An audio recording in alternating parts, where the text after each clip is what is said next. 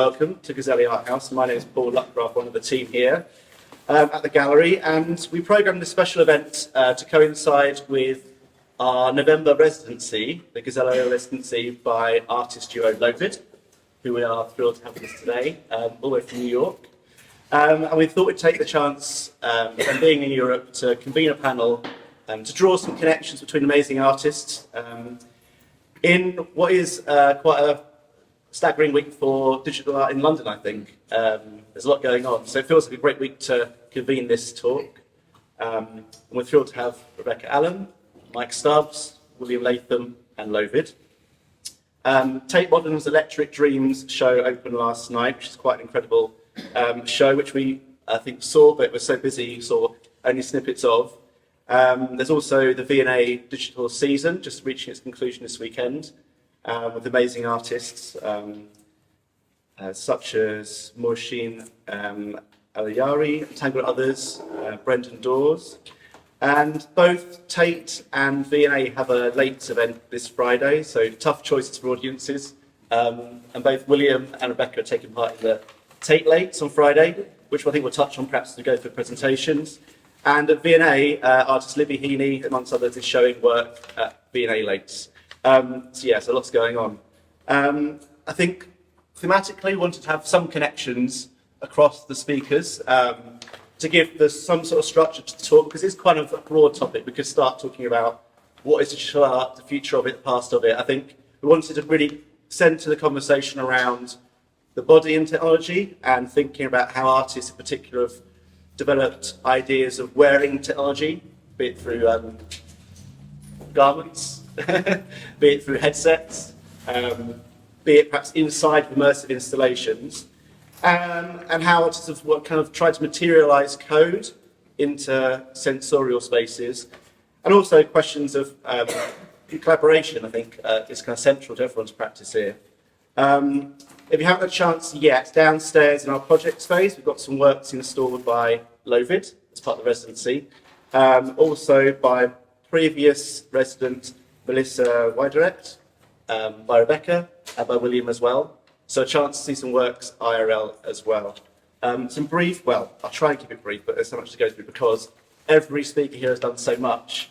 Some bios. So LoVid, a New York-based artist duo working collaboratively since 2001, and their practice focusing on aspects of contemporary society where technology seeps into human culture and perception. Their process includes handmade analog synthesizers, handcrafted code, and tangible materials. And their works and NFTs, textile works, performances, net art installations have been presented internationally at venues including Budapest Art Factory, Museum of Moving Image New York, Postmasters Gallery, Honor Fraser Gallery Los Angeles, Anthology Film Archives New York, MoMA PS1, the Science Gallery Dublin, the Jewish Museum New York, the Kitchen New York, and the Daejeon Museum South Korea, and the Netherlands Media Art Institute Amsterdam. They've received numerous grants and awards across their career, and their work is in the collection, both private and public collections, including Whitney, the Museum of Moving Image New York, the Parrish Museum New York, the Toma Foundation Dallas, the Butler Institute of American Art in Youngstown, Ohio, and the Heckscher Museum in Huntington, New York. Mike Stubbs is a senior creative leader with 30 years of experience producing innovative projects internationally and in the UK. And his activities include institutional management, strategic planning, program development, curating and mentoring. For 12 years, he was director and CEO of FACT in Liverpool, and jointly appointed as Professor of Art, Media and Curating at Liverpool John Moores University. For 4 years, he was head of program for ACME, the Australia Centre of Moving Image in Melbourne. And prior to that, for 3 years, he was senior research fellow at the Visual Research Centre in Dundee University. Is that enough? There's more. Mike's also an amazing artist. He's exhibited widely. And Rebecca Allen. You can be sure. Are you sure? Yes. We'll touch on it in the presentation. Okay, yeah. Okay, let's do a little bit because it's important to say. Okay. Rebecca's been a pioneer since the 1970s. as a female artist working at the threshold of computing at its early stages, nascent stages, and has worked both in the research lab and in the artist studio as a teacher as well, and studied at Rhode Island School of Design and MIT. Also worked at UCLA for more than 30 years in various roles, including founding co-director of the UCLA Center for Digital Arts. And across Rebecca's career, I think we'll touch on this in the presentation shortly, Rebecca's collaborated with artists and musicians such as Kraftwerk, Peter Gabriel, Nanjum Pike, amongst many others. And Rebecca's most recent show, or current show, is in Berlin, where she is recipient of the 2024 DAM Digital Art Award. I think that's the introductions done. So without further ado, I'll hand over to LoVid. I'll perhaps prompt some questions, link the presentations, and then we'll have some time for conversation as well. So over to LoVid, thank you. Thanks, Paul. Hi, it's great to be here. Is everyone here? We have a small presentation, mostly around the project we have downstairs and rooting it with our history of work. So you kind of have a bigger sense of how we got to doing heart sleeves. And I have to control this. So let's see what happens. Oh, okay. Yeah. I guess we won't talk about heart sleeves until the end, but we'll, what happens if do I have to, oh, there we go, LoVid. Yeah, just one click. Tally, that's all right. hi. Yeah, okay, one slide at a time. What do you want, so do you want to say a couple, and it's quick, we'll go quick. What do you have to introduce us? So we've been working together, as Paul mentioned, for over 20 years. Focused a lot on the body and technology and interactions, and then also our experience interacting with technology and signals and translating them into various media forms. And when we met in 2001, I was fresh to New York. I went to school in Paris, actually. So I just moved to New York on a grant, and I was a video artist in school. And when I met Kyle, he was had a background in music, especially experimental and noise music through performing and also running a label. He was also a scientist and involved in technology and already kind of hacking and rewiring things. And our first piece actually was VideoWare. So the work here is from 2003, and it's our first artwork collaboration. We're doing performances until then. It's our first video sculpture, our first wearable technology piece, and it's also our first textile work, which we continued doing since. And at the time, for those of you who don't know, but hopefully most of you know, in 2003, there were no smartphones, there were no iPhones, there were no mobile video was not a thing. And what was a thing in New York especially is this kind of maybe like a .com or a bit of like a post.com era, and a big push towards laptop art, laptop music, laptop video, and everything becoming wireless. It's the kind of early web, we call Web 1, early net art. And our reaction was to actually subvert that expectation. And instead of making everything wireless, we use the term wireful.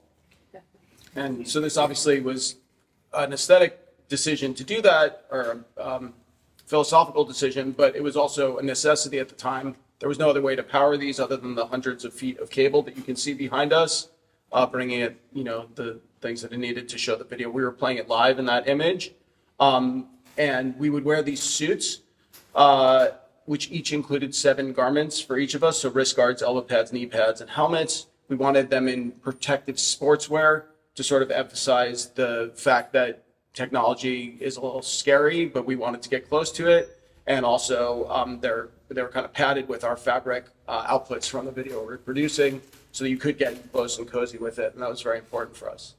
So the image on the left is from 2003, and the photo on the right is from 2004. We staged these photos, and actually we just printed these original photos from 2004 for the first time for an exhibition in New York. So it's like this 20-year gap, and we're really interested in displaying them again with this, the new webs, the mobile media, and also in the era of AI, the age of AI, thinking of what it's like when we, making something that we made by hand that people have seen and touched, and now presenting it in the age of the image, where images have, there's different expectations from an image these days. So We did, just to mention, when we would perform with them, we noticed that people could see our bodies interacting with the electronics, but it was a little bit of distance like you all have from us now, and you couldn't get as close to it as you could when it was just hanging. In our absence, they would hang there as our avatars, and they kind of hung in the place where they're positioned when we were wearing them.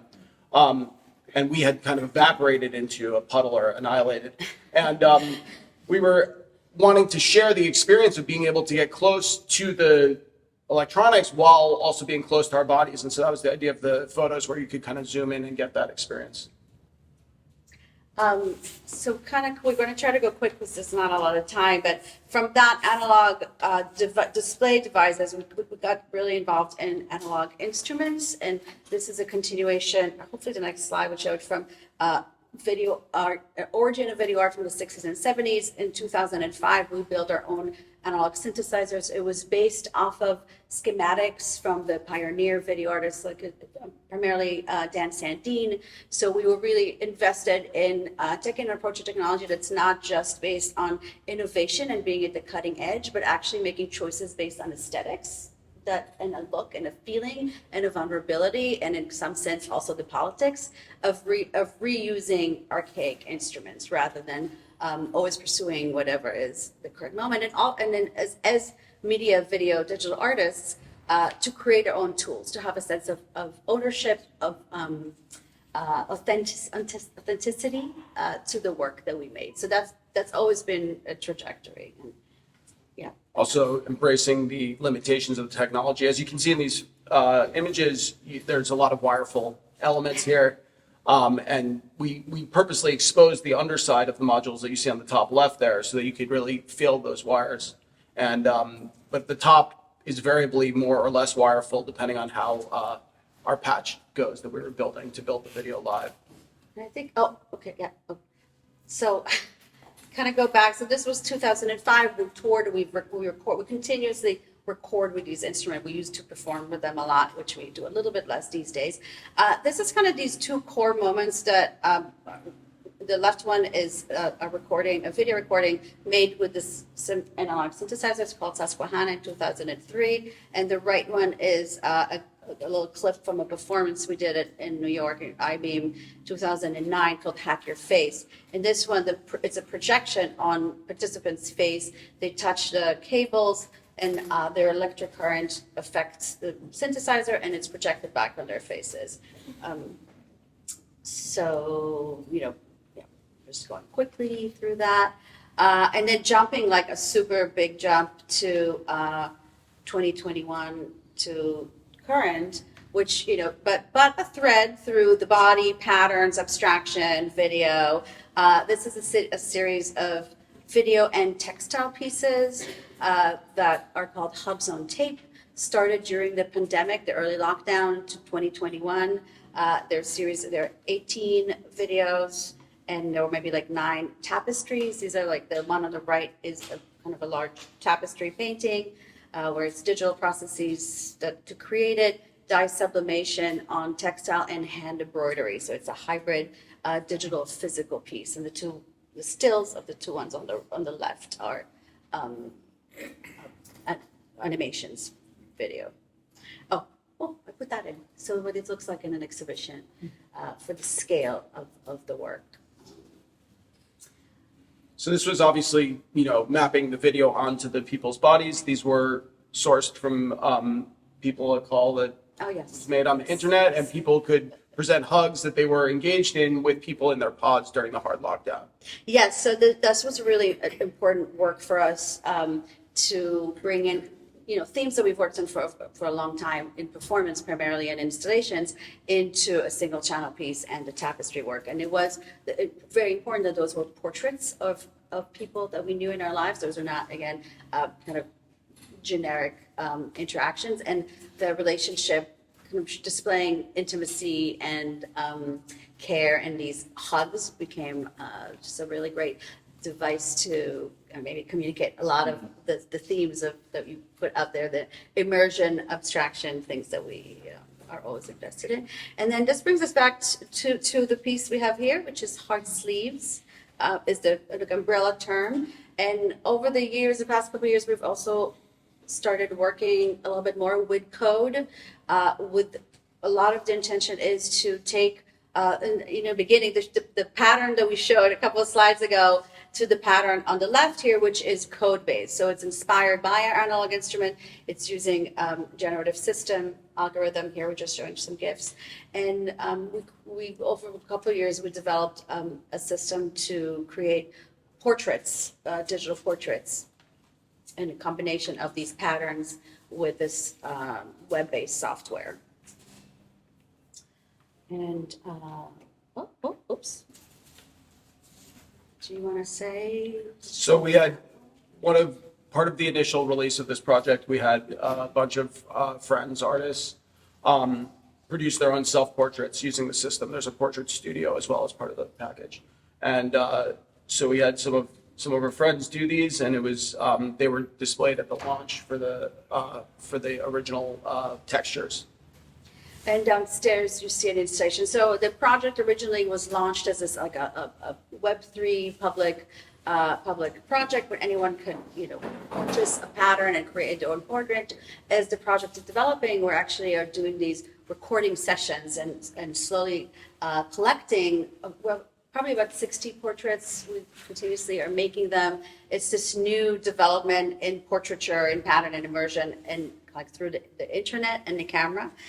So downstairs you'll see, this is a recent, and now we're taking it to installations and performances. On the left is a recent installation. A similar composition is downstairs in the gallery. And these are videos, so I'm sorry, we're not showing it on the slides, but you can see them downstairs. And it's a new project. So at Gazzelli, we're exhibiting them and kind of making them available for this idea of what a digital portrait. Oh, and more recently, we've been doing some commissions as well. So we have collectors. We're doing kind of portrait sitting with them and giving a more substantial time, and also partnering with a company in New York that's making these custom, beautiful screens. Okay. Anyways, that's some textile work in relationship to the project, but I think probably our time's up because we have to move on. Can I ask a question? Yeah. What do you feel the connections are between the, the wireful community that you were integral to in that point in New York and working with more kind of online code-based generative systems now? And is there a crossover with that community? Because obviously you're very much about working with people directly, be it either pulling together in a space together, sharing the kit, sharing the hardware, but also welcoming people into the space to kind of, make portraits of them or with you of them. So what are the linkages between that point back in time and the current projects, or what differences? How have things shifted for you as artist or in the work? Yeah, I think actually that's been one of the nicest things about Web3 and that community has been really to interact with people. And I think this is sort of, it emerged largely during the pandemic, but I think it kind of came out of that. And after it was when we were kind of more involved. And it's always amazing to go and actually see these people in person, but it's great that there's just this online presence all the time and you can interact, which I think is a little different than it was in the knots. Yeah, I guess we always thrived in spaces that have like passionate, dedicated people, and so even in the past, in 20 years before, whether it was the like performance scene or the net art scene or whatever it is, or music and film video, those are communities that are passionate about the art form, and they're already centered often around physical gatherings. So we've been really fortunate to be able to kind of move between these spaces. Another thing that, for like a decade or so, we were primarily supporting our practice through grants in the US and fellowship and et cetera. And we always used to position what we do, not just in the hard work tradition, but in the artist-made tools and that attention to like DIY culture. And we would put in the same category the Namchutbek, the Paul Sherritts in the film, and Tony Conrad in the film industry, but also someone like Casey Reese, who's from the software. And for us, that's it's sort of independent of of the technology that we're using. That is always the intention, to really have a fluid kind of back and forth between making of the instrument and conceptualizing them, and then the instrument in kind of return creates the artist, and being very comfortable moving between the kind of abstract thinking of developing a system and then bringing the system to life. So, yeah. Thank you so much. Yeah. It's amazing. Thank you. I think the next, if you click one more slide, Yeah. I think next got my it's a single picture. If you want to just click it one more time, because I'm going to play this very short game if I can remember what I was going to do. So here's the guessing game. That's the perfect segue. Thank you. So this is over to the audience. You're not allowed to say because you probably know it. There's quite a lot of people in this audience that actually know a lot more than I do. But this is a guessing game which connects me to Paul because we used to work together in Liverpool. So, firstly, on this side, can anyone tell me who this person is? Okay, that's John Lennon. That's the easy one. It's pretty easy to. Who's this? Yoko. Yeah. Okay. And this person is Lincoln. Yeah. And this person, you know, yeah, she's not allowed to. And we're gonna talk about Mary in a bit. Who's this? This is Ave Schur, who's an engineer working at Sony Technical Lab. Did you meet him? I don't think I did. Okay, we'll come back to that. So the reason I love this image is that effectively you're seeing three members of Fluxus, situationalists, coming out of a kind of the origins of Dadaism as a reaction to war, fascism, working with an engineer. And basically, there's a collaboration here. They developed the video synthesizer, which is actually involved in the artists we've got. We've got some cracking artists here with us today. So I like to start with that image because I can just kind of launch into a bit of a chat. I was very lucky that in 1979 I was invited to come to London and put a pneumatic tape of my own as an artist, an early video artist, on the shelves at 79 Wardle Street, literally 10 minutes walk from here, alongside Namjoon Pike tape. Yeah, not really known at that time. It was, not super known, but there's also there is this sort of transatlantic connection, which I think will come through tonight actually. So I've also got a background as an early video artist, filmmaker. My collaborator is here tonight, Ronan Denning, and I like this because it talks to the idea that basically like the idea of wiring, we've got tinkerers and we've got engineers, and a number of the people, including Ernest sat here, is also someone who worked as an early pioneer of engineering, working with computer science. So that's my kickoff. Now, because we don't have long. What I said I'd do is try and name check a few people. I was very lucky as well to work with Suk Kyung Lee, who was the main curator in my mind of the Namjoon Pike show at Tate Liverpool, and Norman Ballard. I can't remember what year that was. But the point about that artist and Fluxus, that this was about performative, it was about the disruptive, it was not about the technology. He was a prankster, and I kind of like that, so that when we talk about technology or electronic art, we also have to remember that this sort of sat in the time sphere where there was a sort of disruption in the way that organised society post Second World War, and I think that's really important. We can't talk at any length today about Electric Dreams, but clearly it takes its starting point from a position of modernism and a kind of a new formalism. But the Tate lectures will be brilliant, I'm sure. Now, what you forgot to say, of course, is what you told me last night, is that the Vasulkas were an influence on your work. And in Sarah Cook's essay, which is in the Electric Dreams catalogue, she referenced something I'd never realised, that the Vasulkas were the founders of the kitchen. Oh, yeah. I didn't know that. Yeah, and so that's really powerful, and I'm lucky to have met them a couple of times. And They were people who were experimenting with synthesizers and video synthesizers. They were tinkerer hackers as well as building labs, building platforms. And I wanted to kind of segue from them to make a special mention tonight of somebody called Steve Kurtz. And Steve Kurtz was one member of the Critical Art Ensemble when it existed. And Steve Kurtz is quite poorly and is currently archiving his work.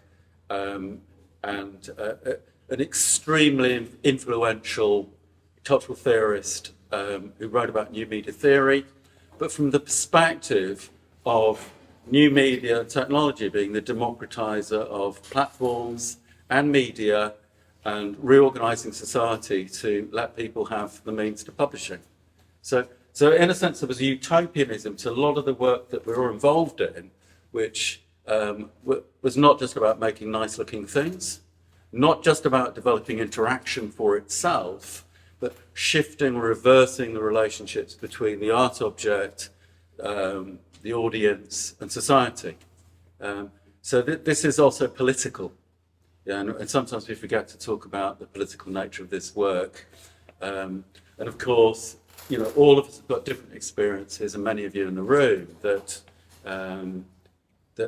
we may have had ideology and a sort of a utopian belief in the future, but we didn't think it was going to end up with Trump. And here we are. So there's also a sort of punk aesthetic going on in your work. You talk about glitch. I had a sort of mind-blowing experience last night at the opening when I met Mary, who I've not met before, and you know, so I sort of had a sort of rock star moment, and what I've always suspected was made true. So, whilst we're talking about visual arts and digital aesthetics in this context, that in terms of discovering black music and craft work, or techno, as it would become, that there's always this. In my record collection, I went out and I bought singles of African Mambata and craft work, all the albums, and then maybe a single. And Mary told me last night. Rebecca. Sorry. So Rebecca had actually been at a meeting with them in Paris, where Bambata and Kraftwerk met. So for me, this is just a segue to think about sonic objects or digital objects, and the notion of the digital as material.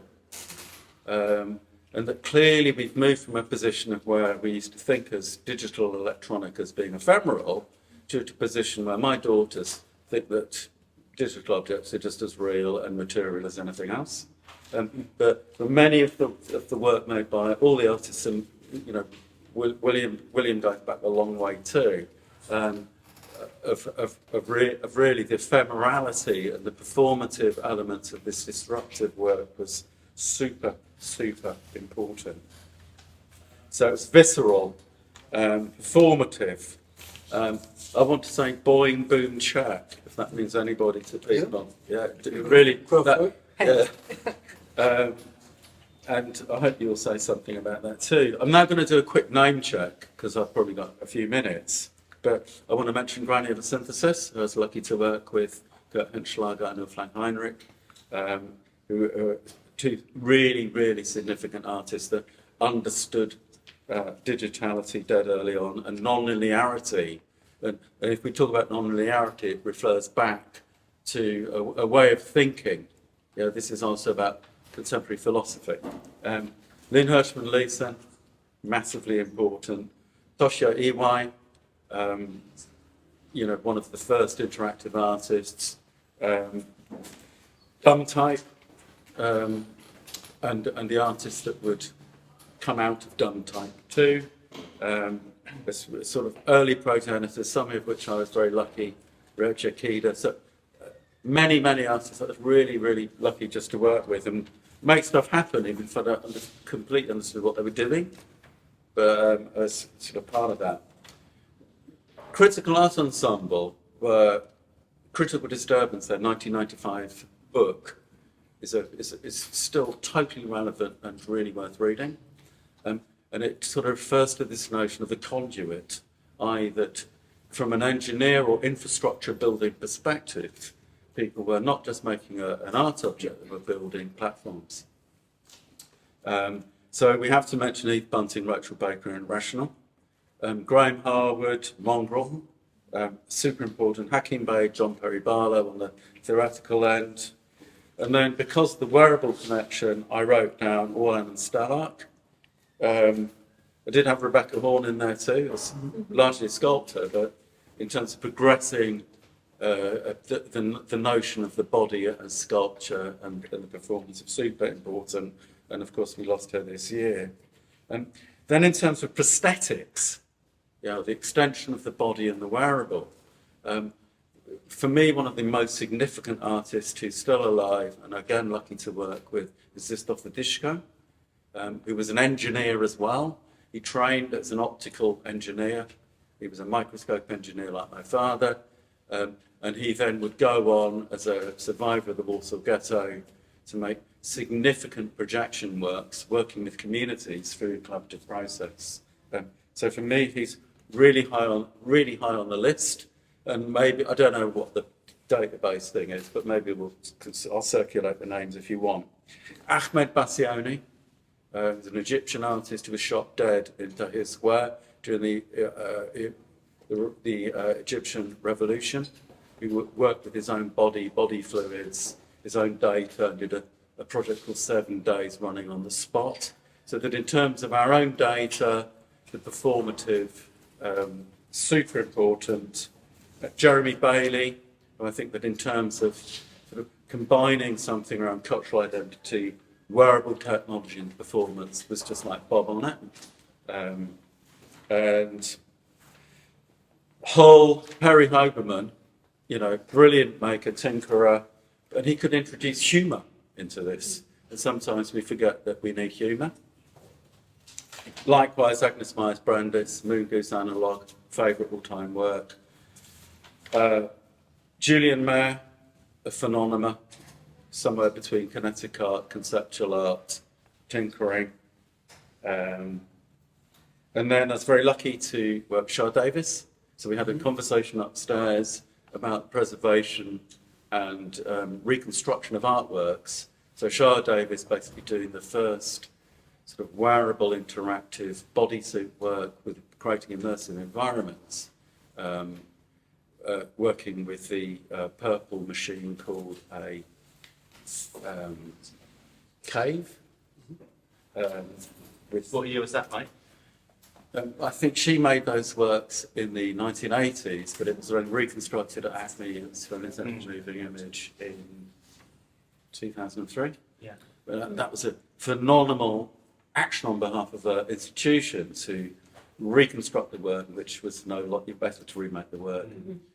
It's extremely difficult to present. And that's just a sort of a nod to institutions and galleries such as this one. Gazali is attempting to present and showcase electronic interactive art. It's really difficult. If you've worked in an institution trying to put this stuff on, it's not like just put a painting on the wall. It's really hard. And then finally I've got Orlan and Stellark. We can't have this conversation without mentioning them.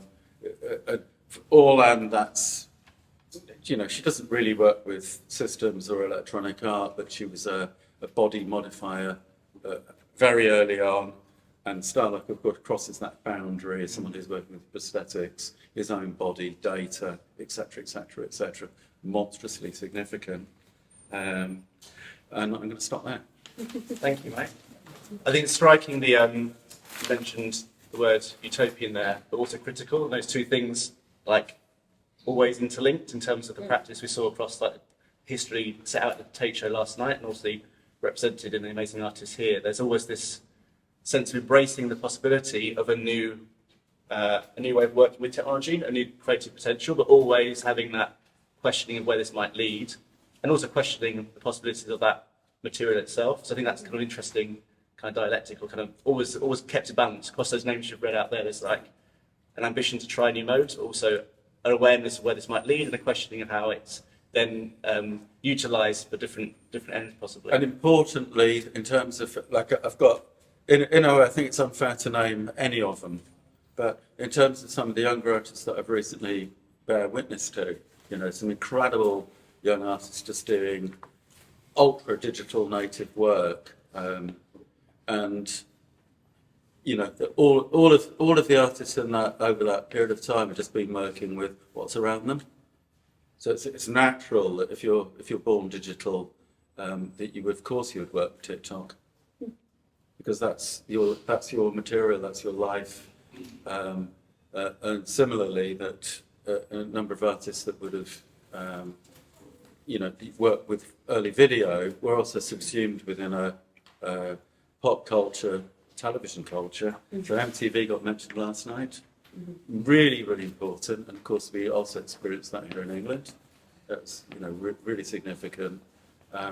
You also, I don't know if you're going to talk about it in your talk, but you mentioned Palladium Club. So the relationship between technologies that were forwarded in music venues, which we perhaps wouldn't have had access to anywhere else, and the relationship between music and video and the rest of it, and an explosion of postmodern culture. Great. Should we see Rebecca's presentation? Yeah. Thank you so much, Mike. Oh, okay, sure. I think you're next up in the sequence, Okay. if that's okay. Yeah, sure. So just the left and right. Okay.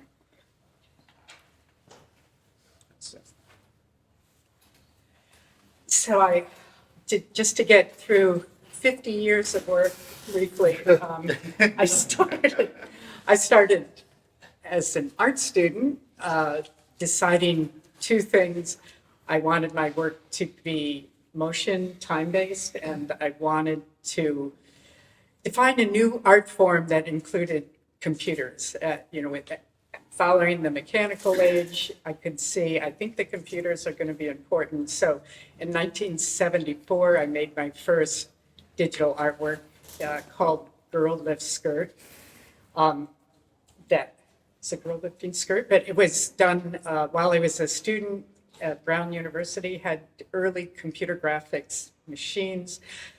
Obviously, in the early days, we're talking, room-sized machines that could barely do anything, but they were the state of the art. And I was committed ever since then to think, how are artists going to take these machines? I wanted to be there at the invention of all of this. There was no commercial software for many years there. So I would have to be in research labs. After RISD, went to MIT, learned a lot about interfaces as well as many other things, and then ended up at a place called the Computer Graphics Laboratory, New York Institute of Technology, which I went there in 1980. In the early days, they were the top developer of software research lab. Our mission was create the kind of software that all of us use now. We had kind of moved especially into 3D graphics, modeling, animation, the whole thing. And I, from the very beginning, wanted to infiltrate the technical world as a woman and an artist, but inject a human presence, a female presence and perspective, the human body into the machine, and try to make the computer align with humanity. So in those early days, the only 3D models were geometric forms, which we had some in this lab, but I was lucky to work with Ed Catmull, who went on to found Pixar and had Disney Animation, but was an incredible pioneer in computer graphics. And he made the very first 3D female model ever, which is her. And but she sat frozen for many years, and my mission was to bring her to life and to make her move. So because of this interest in motion, primarily human motion, I wanted to really explore the nuances of movement, human movement. One of the first things I did, I had her swim. I was a big swimmer then. So this is one of the earliest pieces I made with this 3D model. It's been shown in various ways, but it's nice to see it. It's been in a few presentations here in Tokyo, for instance. as an animated image in a public space.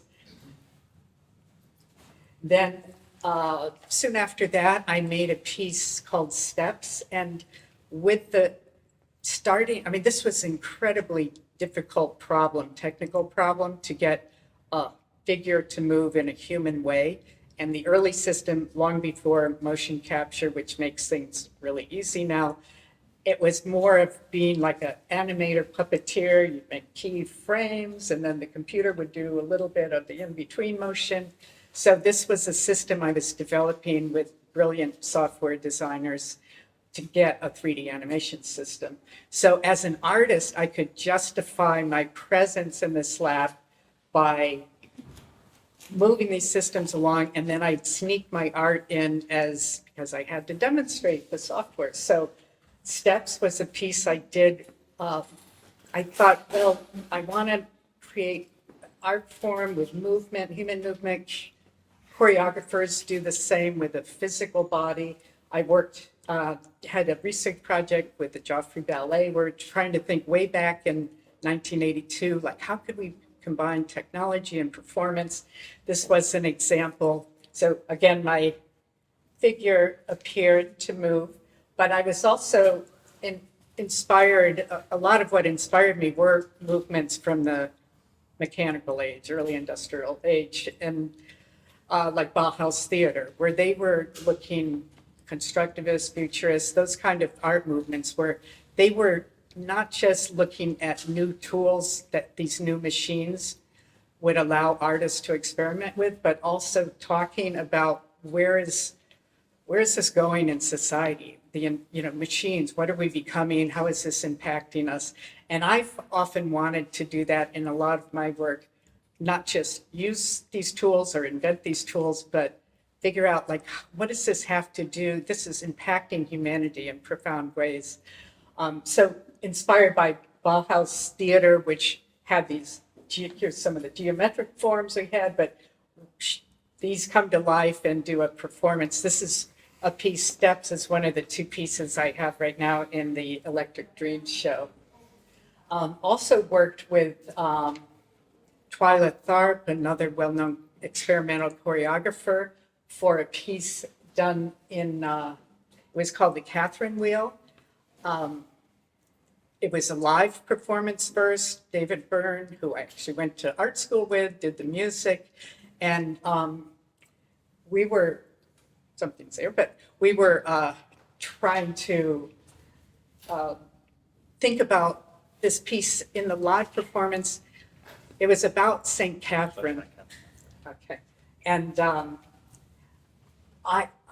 Twyla saw some of the work I had done earlier with human movement, and we decided we'd make St. Catherine be a computer-generated character. Is that not? We've got 9 minutes and 24 seconds for guests to speak. This is the time. Oh, wow. I can't get the cursor to come on the screen. Well, let's carry on with your presentation. Perhaps we'll do it. Slide and see if Yeah. Does that not work? Okay, maybe we'll have to reset. I've got a question while we reset. Okay. Well, at this point, were you making work with the gallery space in mind, showing it in like contemporary art context, or was it more festivals, or was it as in more like social spaces? Like obviously you're interacting a lot with the music world in terms of, and dance world, experimental theatre as well. Maybe don't go forward. I don't want to play the whole thing. Yeah, this has been a dilemma since I started in 1974. Could you just, where to show it? The art world was totally against artists using computers. It was funny because they actually accepted video, photography, video a lot sooner. And yet there was something about computers.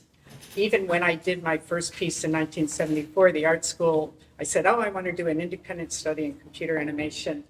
And they said, no, artists and computers, it doesn't work together. Of course, I ignored them and went on. But for many years, decades, the art world has ignored this area. So I had to think about where can I show my art? How can I get it out there?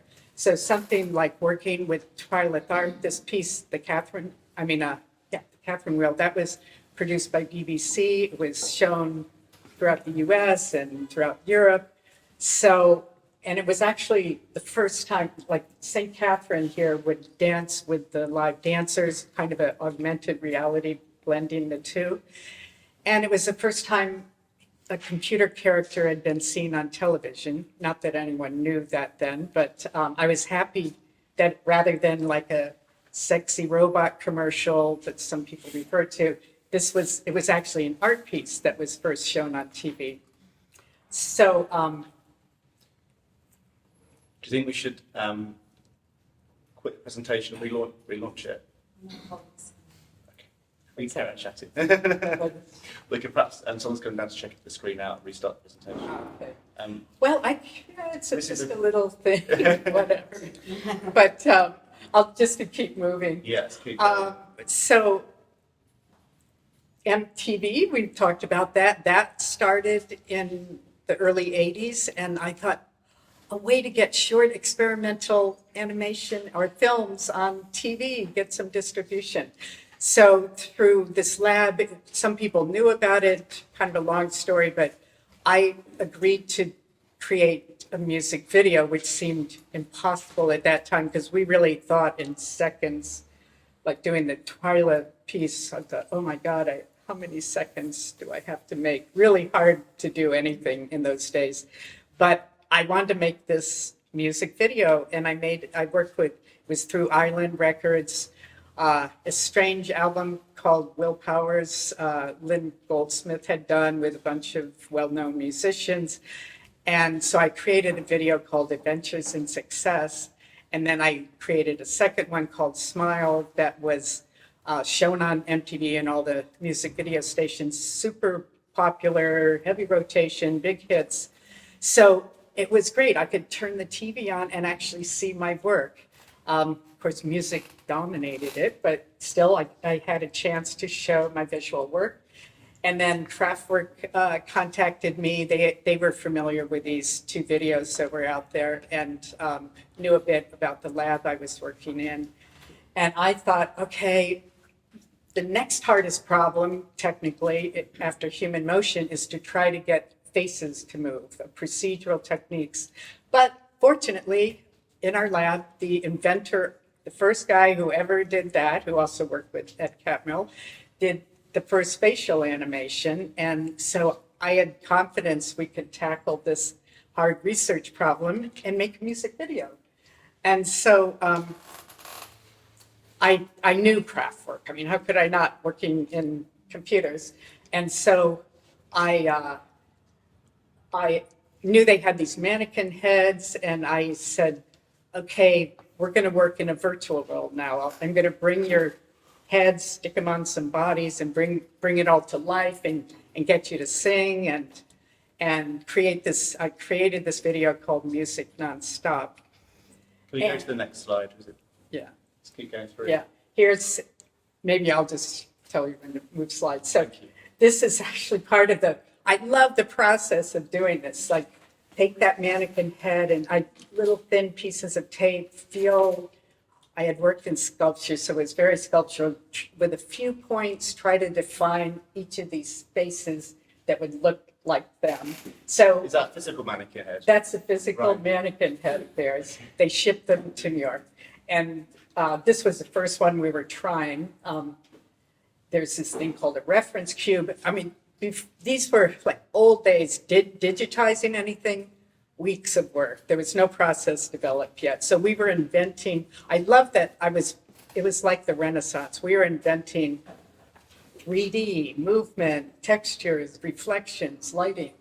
And so the process we had, we take photographs each side, then you do this laborious thing, putting points in the computer to finally get a 3D model, which actually, if you go back one, that would be the result. You can almost see, I called it the cubistic look, faceted face, that you can see the techniques that were behind making this.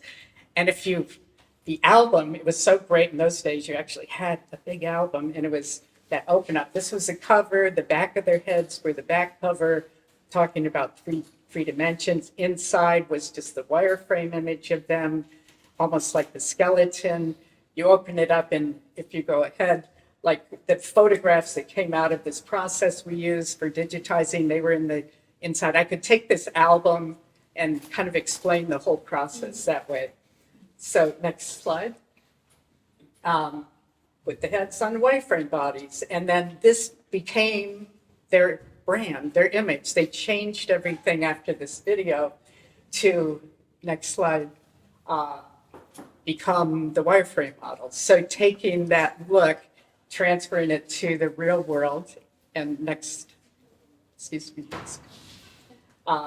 still playing the video, some of the video that I made. And next. This is the other piece that is showing at Electric Dreams called Creation Myth. This was a cool time in New York in 1985 where the art scene was very popular. You know, the graffiti artists moving into the art world. A lot of stuff was going on in pop culture in New York at that time. And so Steve Rubel and Ian Schrager of Studio 54 fame came out of prison. They started the Palladium Club, which was this giant nightclub in New York, opened in 1985. And it was, they wanted an art theme to the entire club. So they commissioned artists. Kenny Sharp did the bathrooms, Keith Haring a mural, Basquiat did another mural, Francesco Clementi did the alcoves. And then they commissioned me to do work. Maybe I'll take this because it'll be easier to. In case if it turns off, I'll What's that? if it turns off, I'll come back. Okay. It's going to go off in about 47 seconds.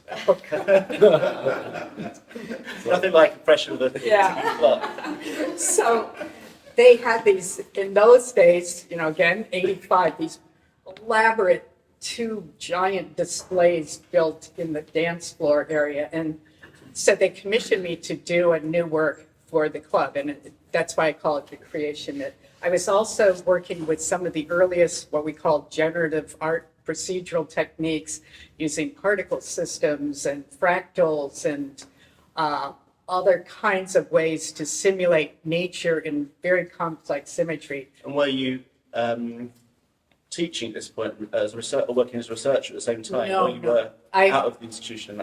No, I was still, okay, and now, whatever.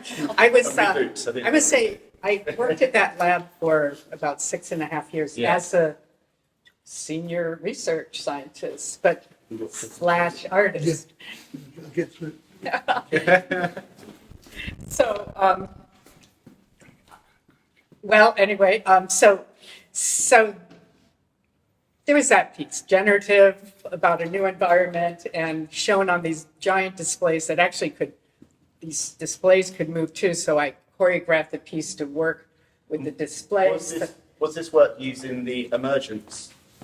No, that was Later. way before. Before? Yeah. Okay. I mean, this was 1985. Yeah. Emergence wasn't until the late Later. 90s.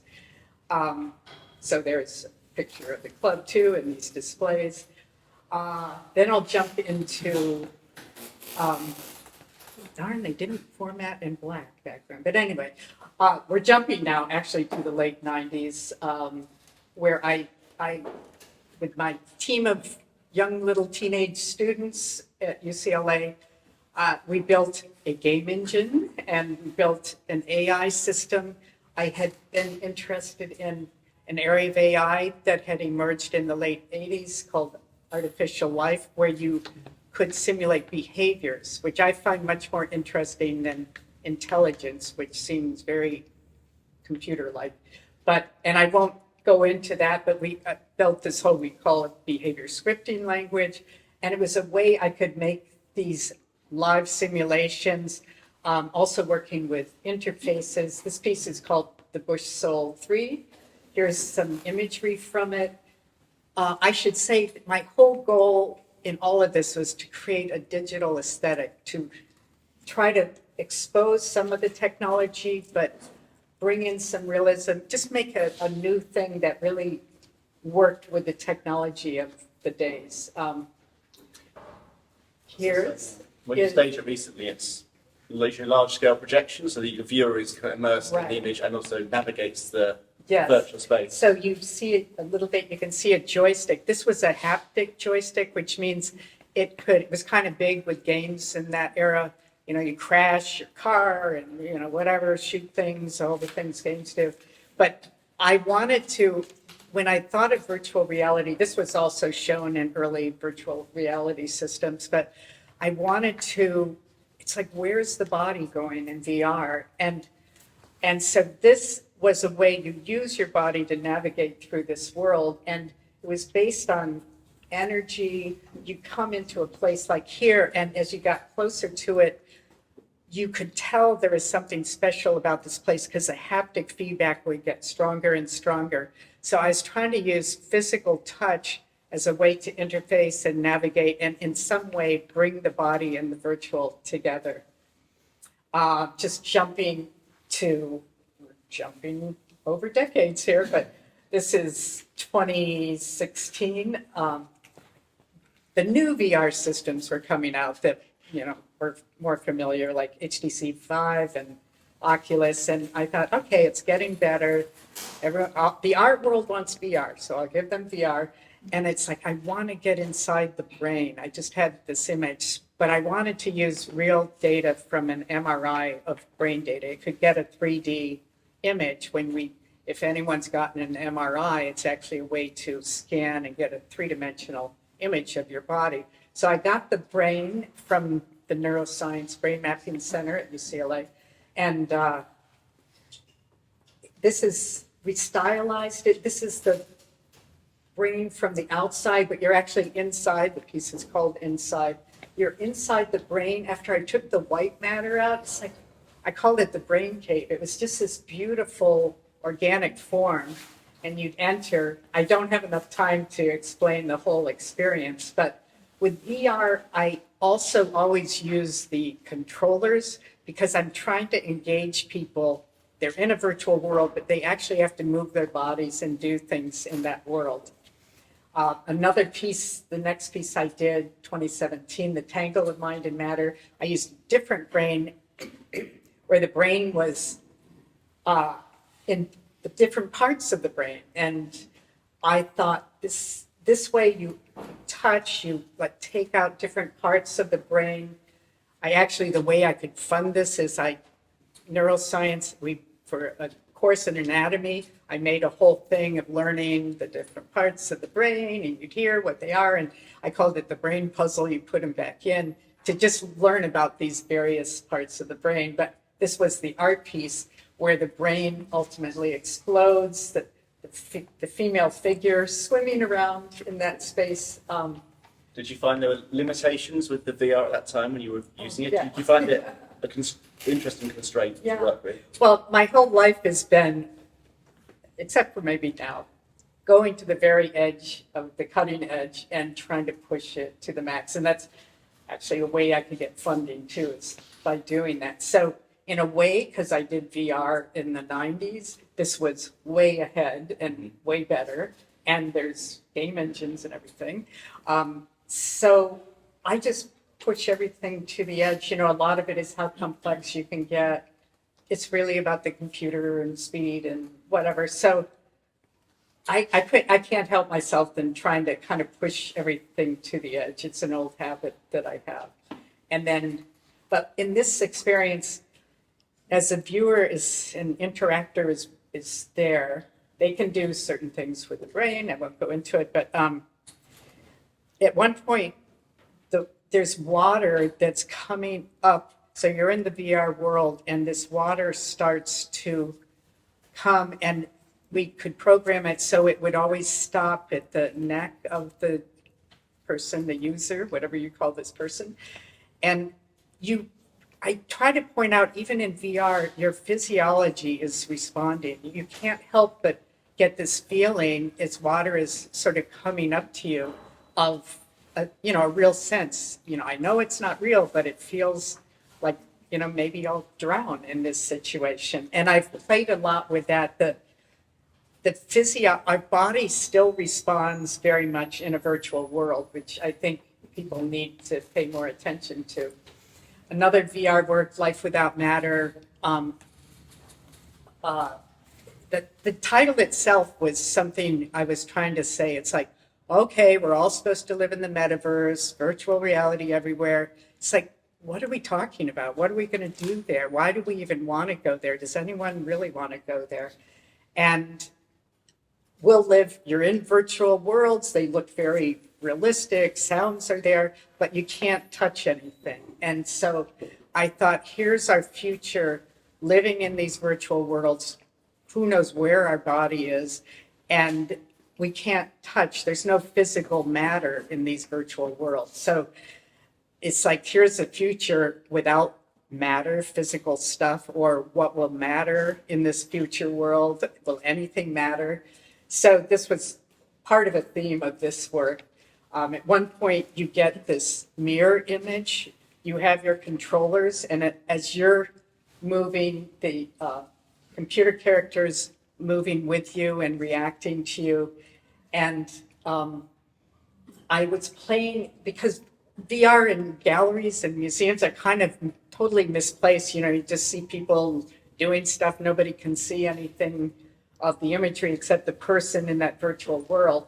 So in this case, we had a light with a shadow. So people outside of this space would watch these people performing, because they perform in front of this mirror. And it's like Plato's cave, where all you can see is their shadow, and, you know, just questioning the whole notion of real world, virtual world, 3D. And then finally, I'm just jumping to this year. I actually made something not on video, but this is I made the image on the computer, again, with just really looking at, like, where are we today? It's kind of troublesome. You brought up the optimism. That's where I started. We were so hippie optimistic about where technology would go. I was even a great friend of Tim Leary's, who said computers are the next psychedelic, and I agreed with him. But now it's kind of gloomy, and, you know, it's all about who makes the most money. And here's this idea of, here's the human body clinging on to, kind of embracing our brain, but we're up in the clouds here in a virtual world. But from the brainstem, this is actually an actual horse's tail. The nature, animal, physical stuff comes out, and then there's some moss on the ground. So it's this conflicting world we're living now, where we're entering the virtual. We don't know what's happening with our brains or bodies, but we still, I hope, are like clinging and connected to the earth and nature. I'm not confident of that, but there's always hope. Thank you, Rebecca. That's Okay. amazing. Sorry, I'm sure I took too long. But That's wonderful. An interesting segue into William's work in thinking about human brain and organic forms, because I think that's a key part of William's amazingly innovative pioneering work. I didn't introduce William at the start. I'll let William introduce by the slides, I think. But to say, yeah, thank you so much for presenting, Rebecca, and over to William. Well, that's a hard act to follow. Rebecca and I first met 1987 at SIGGRAPH. Rebecca was well known even then, and I was like the young kid on the block. I was the new guy. So, you know, fantastic. We haven't met since. probably, yeah. Amazing. So the SIGGRAPH conference, which was held in different cities around the US, was, if you were doing anything interesting in computing, that's where you'd go, and everyone would come together in later years. John Lasseter, Carl Sims, Yoshiro Kawaguchi, everyone would get there. So it was a great community. So I thought I'd just talk a little bit about the work that I've done. So I've been producing computer art since 1987. Started off as an artist at the Royal College of Art, trained in painting, drawing. So this is a shot from a show here at Gazzelli, and I continue to do drawings and create animations. The talk's in two parts. I thought I'd just show you what I've been up to in China. I've been in Beijing, working as a co-curator on a big exhibition at the Taikang Art Museum. And it includes Chinese artists working with computers, AI and robotics, European artists and American artists. So the Creative Machine brand is an exhibition we created 10 years ago at Goldsmiths, and it's been a mechanism for me to explore and get to know whoever's of interest and put on an exhibition. So it was interesting working as a curator. So this is Momo Axon's work, very famous AI artist. The slide doesn't do justice to it. This is Patrick Tressay's work, drawing robots. So we got 12 of his drawing robots, all busily drawing portraits and abstract work. And this show runs until the end of February. So if you're in Beijing at all, definitely worth going to see. This is the historical room in the show, so you can actually see Harold Cohen's 4 Aaron drawings on the wall near the entrance. And so Dime Gallery, who Rebecca has done work with, also showed work by Vera Molnar, Frida Nacker. It was a very interesting China, very interesting education, really was an important part of it. This was a piece that I showed, and if I show it to you, so it's real-time interaction. It's got a powerful PC with an Azure camera, and it's got a powerful graphics card. So unlike some of these videos, you just see which like splashy stuff moving around. In this piece, the viewer completes the artwork. They in fact disrupt it. It's a little bit grainy, this video. So in the gallery, what we have is like families will walk up to the artwork and then manipulate the artwork through their body movements. So people stand there and go to yoga positions. What we're doing is it's a form that's come out of my evolutionary system.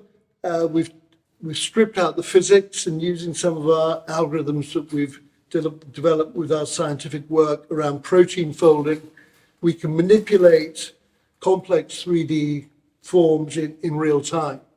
So this is part of a series using Azure. I've done a lot of work with VR before, and the audience have loved it. So I'm going to try and move forward if I can. So this is the team that I work with. Stephen Todd, mathematician, I'm still working with right now, Lance Putnam and Frederic Lemery. But jumping back in time, this is us around 1991 at the IBM UK Scientific Centre. And like all artists, I think artists normally have one or two good ideas.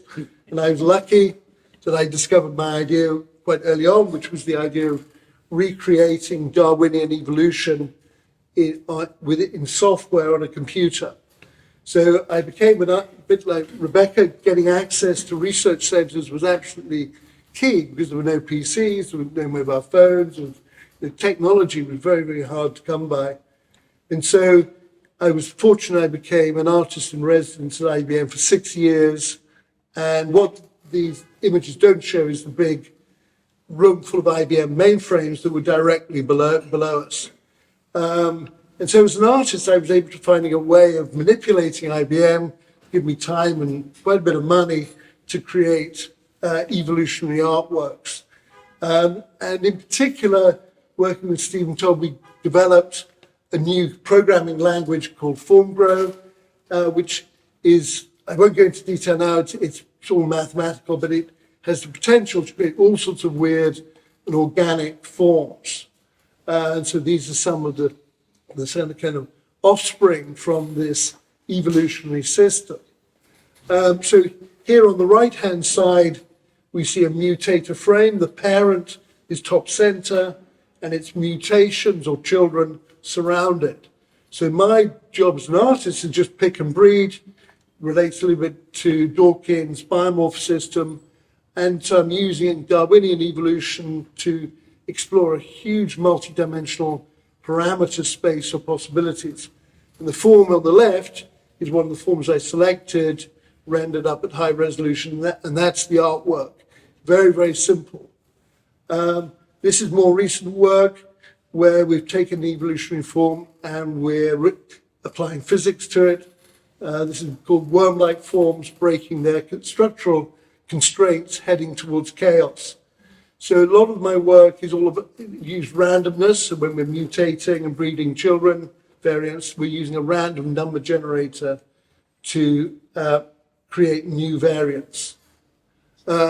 This is a series I produced using our mutated software. It's called Fantasy Virus, produced during the virus epidemic. So this is being shown at Tate Lates on Friday with the interactive version that I showed you, but projected.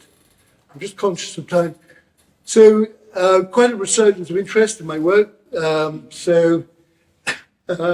particular, Rebecca mentioned artificial life. Artificial life is a branch of AI because it relates to optimization in particular. This is the mutator software is still in development. So here you can see number of variants. The parent is top right, and the children surround it. So we're exploring this vast multi-dimensional parameter space of possibilities. And the aim here is to create forms that look really ancient, like millions and millions of years old. So they have an austerity that comes with that sense of the ancient. What we're working on now with a major AI player is a mechanism to replace me as the selector. So the machine makes its own aesthetic selection. And then the idea here is that the artwork can keep going forever. There's no need for an artist. The machine should be able to make aesthetic choices. So I'm not using photographs or any of that stuff. We're working at the other end. We're using generative grammar to generate images that the machine selects the most aesthetic. And how you define aesthetics is very interesting. So when I'm picking and breeding, these are the things in my mind: tapeworms, flies, lots of horrible stuff. That's the thing, my aesthetic. Like Grim Reaper from heavy, the really heavy hitting material, that's my aesthetic. So we've got to try and program the computer to have this level of taste, like Rococo mirrors in the mix as well. This is a little bit like the Rorschach ink block test. So I don't know any of you, it's a little bit out of fashion, the ink block test. It reveals your psychological profile. And so as a human, we can see gnomes, we see bats, we see Freudian content. And so this is the challenge of how to get a machine to make that type of selection. VR, which LoVid you touched on, and wearable devices. We've done a whole load of VR experiences. This is a show we had at a Buddhist temple in Kyoto, fantastic venue. This I'm showing is interesting. Like my work has had a big following, not in the art world. In fact, Rebecca's highlighted the art world had zero interest in computer art, like for decades. It's amazing. Finally get a few NFTs and everyone's excited about computer art. But there was zero interest, even in New York, where people have got a. So for me, I've got a big audience, which is people who went to raves. So when I came out of IBM, I found that a lot of people went to raves, watched my bootleg videos, and took ecstasy watching my animations. And they said that watching my animations heightened the experience of taking ecstasy. So this is, a few years ago, we were invited to show Mutator at the 30th anniversary of a club called Shoom, which was an infamous club for drugs, and Magic Mushrooms was their other. So it was it was like a very different, it wasn't like an art an art exhibition where everyone's standing around very politely. People were dancing like lunatics in VR. God knows what they'd taken. But so, like what Rebecca was saying, like the work she was doing with craft work, I went through exactly the same experience. I got approached by bands like The Shame, and all sorts of bands approached me to do their album covers, produce graphics. So at that time, where there was an absence of interest in the art world as an artist, you often ended up working in entertainment. And you can have quite a lot of fun in entertainment. You need to escape at some point. So this is one of our VR experiences, Mutator, where you're in VR and you encounter this strange flower form. And I think one interesting point that came up earlier was, like, if you're delivering a VR experience, there's lots of nasty tricks you can play, like vertigo, claustrophobia. You can, what else? Mike, you've probably got some other ideas. So as an artist, do you put your viewer through absolute hell, or do you give them a light experience? Shaw Davis, that's nice. Like Shaw Davis, fantastic work. Very, very early VR work, was a landmark piece. And so she explores exactly these ideas. So when you get into the wearable device space, you can play deep psychological games with your viewer. And that, I think that's really interesting, got a huge potential. I don't know whether you've experienced that with your work. So I'm still drawing these evolution drawings. Pompidou bought some, which was nice. Tate haven't yet. Did you start with drawing? Sorry? Did you start with drawing earlier in your Yes. So drawing the root of a lot of the... these evolutionary drawings were rule-based. And But when you say drawings, it's not like you're making, they're computer generated. no, I would draw these. Okay. And so there was a rule-based system that I would be like the computer doing the drawing, but the rules would tell me what to draw. Okay. This is before going on the IBM residency. Yeah. So when I went to IBM, I went and visited them in their lab, and I rolled out these drawings. I filled the whole lab with these giant drawings. Some were about 30 feet long. There's one downstairs too, right? Yes. And where's that from? That's from about 1985, a little bit before. And so that's what got me the residency. Just, they said, well, this is interesting. We're developing this language called ESME.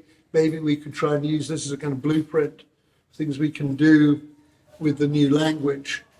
So yeah, drawing is fundamental, and I work with engineers who do the clever work. I'm just really just kind of designing the software using drawing as a form of communication. These are more recent drawings where the form in the middle there's an evolutionary form that's come out of Darwinian evolution, and it's put in a mirrored cube, so we're getting multiple reflections. So maybe a little bit decorative, but it's still using an evolutionary system. And in my mind, if I've got a cube that's mirrored, I'm allowed to render an image in that space. So some of these look a little bit like William Morris, and they're kind of gothic elements. And that's probably as much as I can say. Thank you. I'll give a round of applause for all the panellists.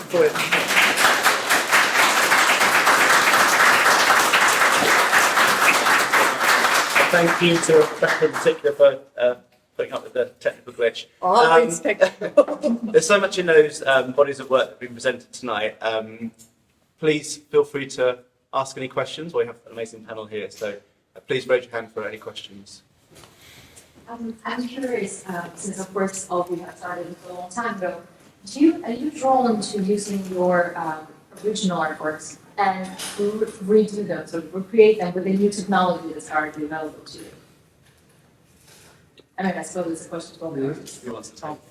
I'll start. So I think actually that raises an interesting point that I heard in both Rebecca's and William's presentations. So I think when we started, we were looking at analog technologies that were already 20, 40 years old by the time we were starting.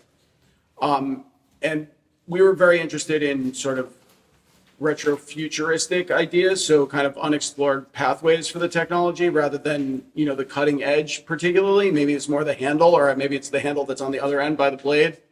and like thinking about that kind of thing. So I think in that context, and especially because we've thought of a lot of our work as sort of relics and these moments that are sort of captured that were important for us, we'd love to go back to it. And in fact, we have used a lot of our works in a similar kind of recursive fashion. Yeah, I don't think I have an interest. I feel like what I did was of that time. And as anyone who's had to, conserving this kind of work is, especially if it's interactive, if it's live, there's a whole mission in just trying to keep this work alive. Even with my earlier video work, I mean, formats of video have changed. I put this beautiful digital image onto ugly old analog video and then keep having to convert it to the newest videos. So I guess in my case, maybe I had enough of it when I worked there. Well, earlier on we had a chat about transcoding and migration in terms of conservation and preservation, which is obviously tricky and expensive and difficult and relies on skilled people. As an artist, yesterday, I can't remember who I was talking to, the piece of performance work I did in the late 70s, 80s, which relied on trick and drama, called False Pretenses, performed at the ICA. I've been thinking about whether I can reconstruct that. It relied on playing a video which went wrong.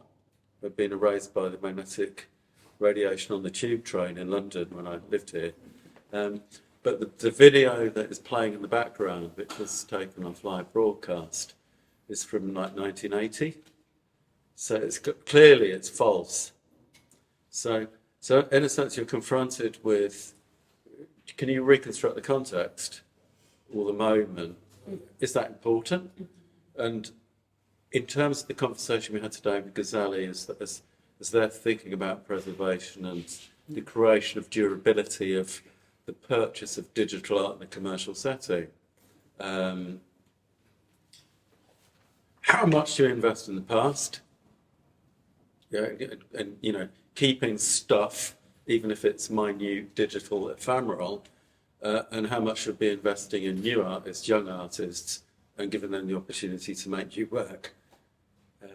That's a question to your question. So it's a good question. So the form synth drawings, which were the early 1985 drawings, but 83 to 85, the rules are still present, so I can follow the rules. So it is I do occasionally still do form synth drawings. I still can draw quite well. I guess the software, the early work is all still implicit there. The grammar's there, the rules are there. And the question I've often asked is like, isn't the artwork all the software? Because that's the thing that can generate more. And all the images are just single instances of the potential that the software has.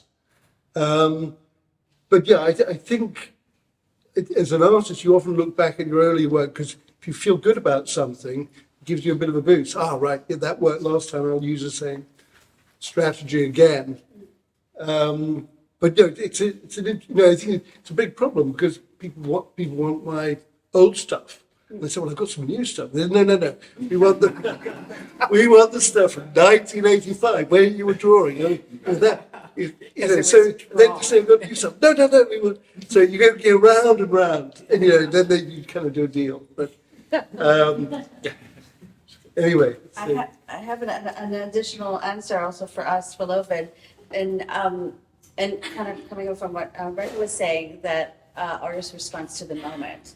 And in our case, we work with technology not just in the tool way, but really the way it feels, the way it affects the way we see the world. So in this kind of conceptual or impulsive way, and there's a lot of intuition there actually. So especially looking at things that we did as as emerging as young artists, there were just things that we had an urgency to make.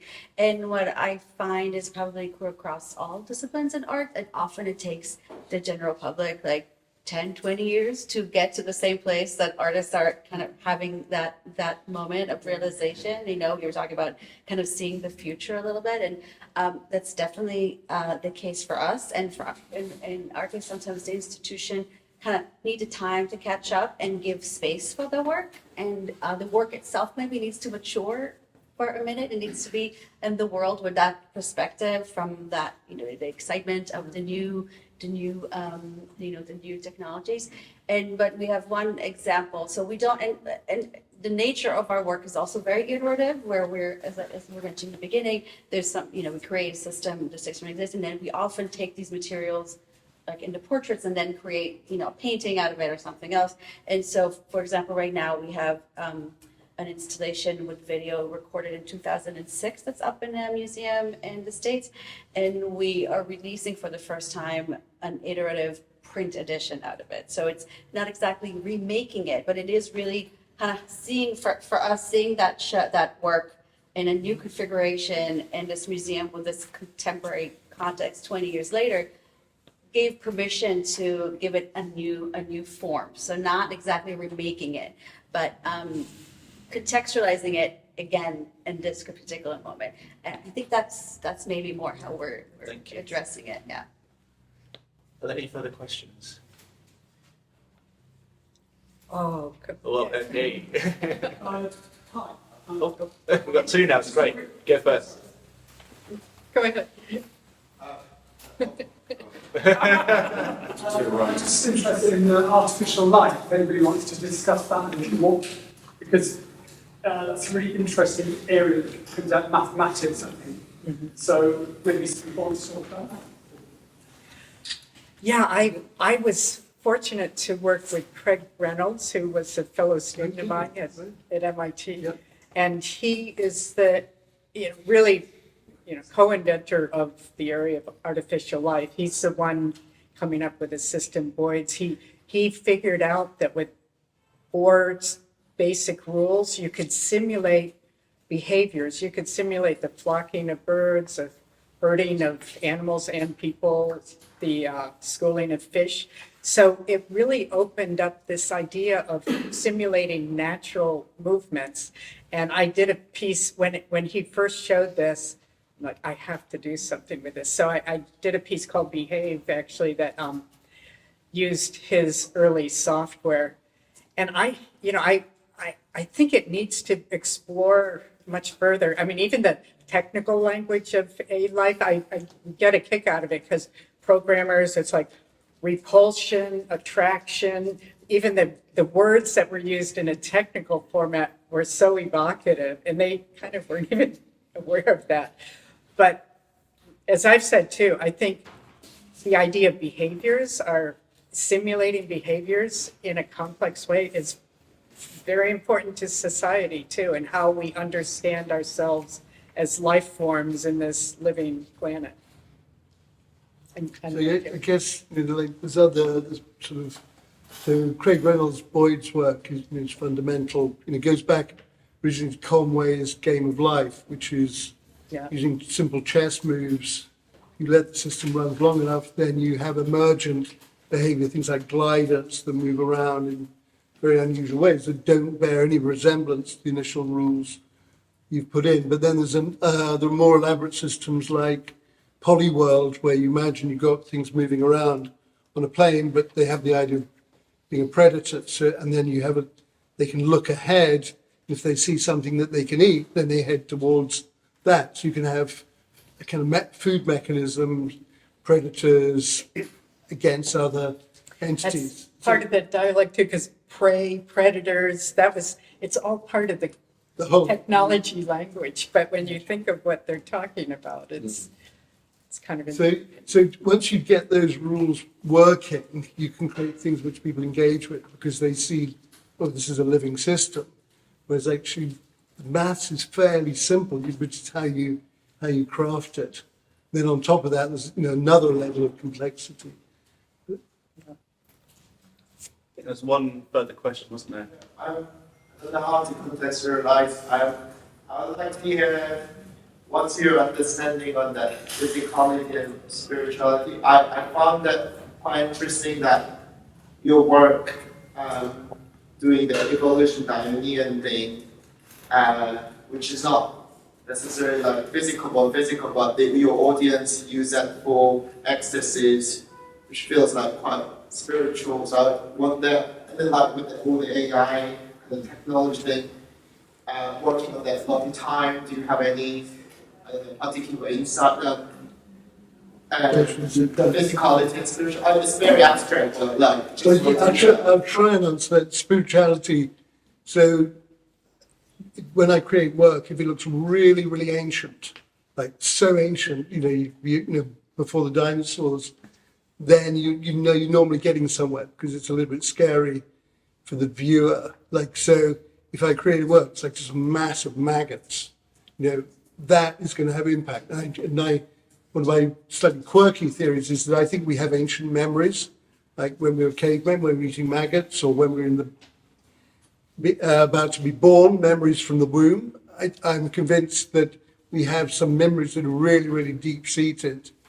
A little bit quirky, but and so when you get into that sort of territory, like maggots, everyone understands it, and if they're everywhere around in VR, you're going to have an impact. So I guess the sense of timelessness it's not deliberately spiritual. I just do it because it's interesting. Mike, do you know? Yeah. Mike, So there are probably 3 or 4 works that I've had the privilege to present or commission, which I was deeply attracted to. So that in a sense, when I was talking earlier, I was talking about the attraction to being in club environments and techno and music, which of course are spaces for elation and also related to drug culture and other worldly experiences. But there's one specific work which you might remind me the title of, by Kurt Henschlager, which was probably the most out of the body experience that I've ever experienced without taking drugs. And it relied on DMX, very focused strobes and dry ice in a gallery setting. What was it called? I can't remember. And we commissioned it for the Liverpool. Facts, right? Yeah, we commissioned it for the Liverpool Biennale in 2006, 12. And we had to get people to sign a disclaimer before they could enter into it, because people passed out or they came out in a almost not psychotic, but definitely they had a sort of a changed experience. Similarly, I think Ryoichi Akida has basically used technology in a way in the early work to shift people into a completely different space. And for me, that's part of the attraction. So that, like last night in Electric Dreams, I actually don't know who the artist was, but there's one piece in there where there's some helium-filled balloons. Who did that? Does anyone know? Or was that the engagement team putting on something? So for me, that's basically getting people to be idiots and have pleasure, but it's not getting them to enter into a deep state or a philosophical state or an otherworldly state, which I believe that art generally can do without technology too. Clearly, visual art's really quite difficult at doing it compared to cinema and literature, where people are taken into other worlds and other spaces, and music, of course. But I think that new media art and experiential art occasionally touches on that in a deeply meaningful way. Yeah, and I want to add, it's sometimes in the art world, spiritual is a bad word because it's too close to religion. And I think we've sort of forgotten about, in the 60s, there was a lot of exploration into spirituality without the baggage of religions, organized religions. And I've thought a lot about this because I'm working with perception and the mind and consciousness and reality and all of these questions. So even when I go back to the Catherine wheel, when I first started doing human movement, typically Hollywood people came like let's get rid of all the actors and we'll have computer generate. Now we're starting to actually see that.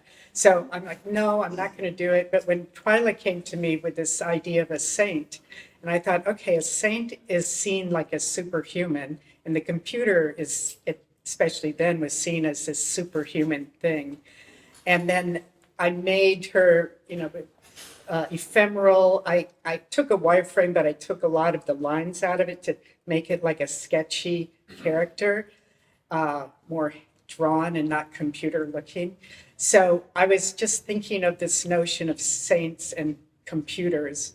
And then jumping to the piece I did that's interactive called The Bush Soul, my question was, things like where is our body in this virtual world? And I ran across these West African beliefs where they believe we have multiple souls. We have a soul in our body, a dream soul, a shadow soul, and they'd say there's a soul that can live in a wild animal in the bush.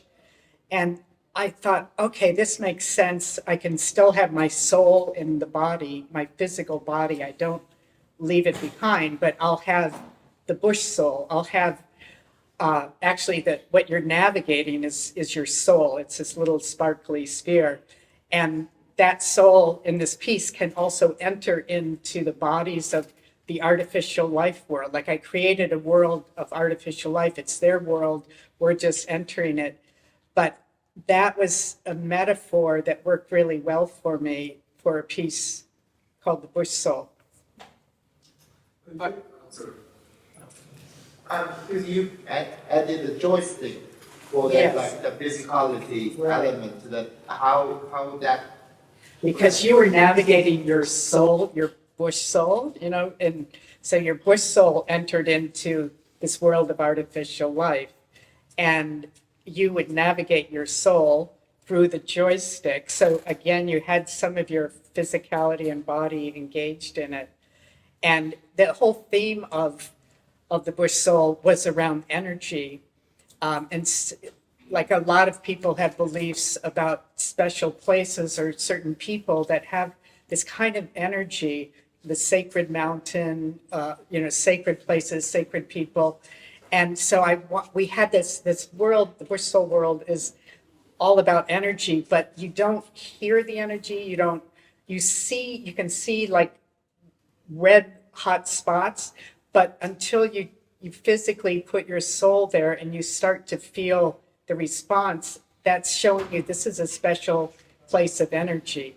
So I was also bringing in some of these beliefs that I think we've ignored because they so often came from indigenous cultures, that we have this sensory ability that we've neglected and we haven't developed. And just to say that we can sense things, maybe it's wrapped into religion and spirituality, but that there's a way that we can feel this. We don't understand it scientifically, so we ignored it. But I was trying to integrate some of those ideas. So taking the state-of-the-art technology, which is considered very scientific, but I have intentionally tried to add this notion, because for me, computers were always supposed to be about enhancing humanity and the life we live. It's all diverted into blow-up games or whatever, but I felt like this is where the technology was supposed to go. We have this, we don't understand a lot of things scientifically. We don't even understand reality. I mean, nobody, philosophers, neuroscientists, nobody understands reality yet we're busy, making virtual reality and augmented reality. Yet there are cultures, with 60,000 years history still alive on our planet who do have that knowledge and understanding of the world. And we're using technologies to try and reconstruct it. And it's been there the whole time. Yeah, we just don't understand a lot yet. Oh, we haven't been listening to the right people. Yeah, that's true. Thank you very much. Anything else to add, or shall we? I was just going to say, I come from sort of a hard materialist background and perspective. And, for me, spirituality is largely in the interactions that we have with each other and with the world around us. That said, I think it is possible to induce interesting sensory and intellectual phenomena as well as altered states of consciousness with, particularly with technological tools, but even without, often at the edges of, or the extremes of kind of information transmission. So either through extreme maximal artwork or extremely minimal artwork. Thank you very much. I think that's a great place to round off tonight's talk. Thank you one final time to LoVid.